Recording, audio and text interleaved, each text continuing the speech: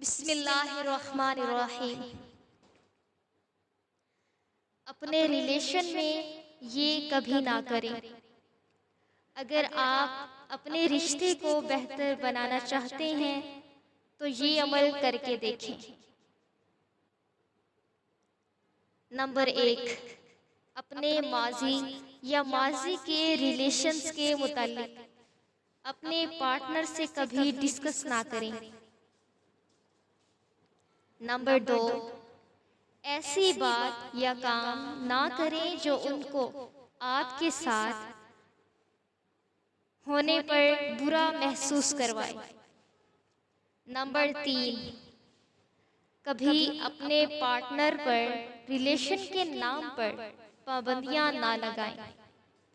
Number 4, कभी उन पर शक ना करें। अगर वो वाकई आपसे मोहब्बत करते हैं तो आपको धोखा नहीं देंगे।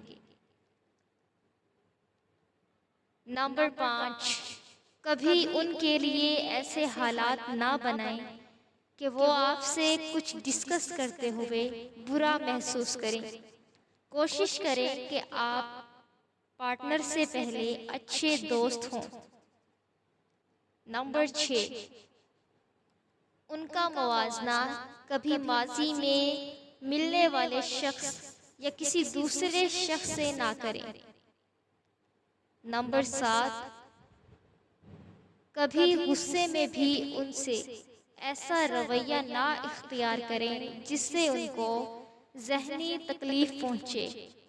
हाँ, अगर आपको कभी गुस्सा आता भी है तो कंट्रोल करें और जब नॉर्मल हो जाएं तब बात करें। नंबर 8,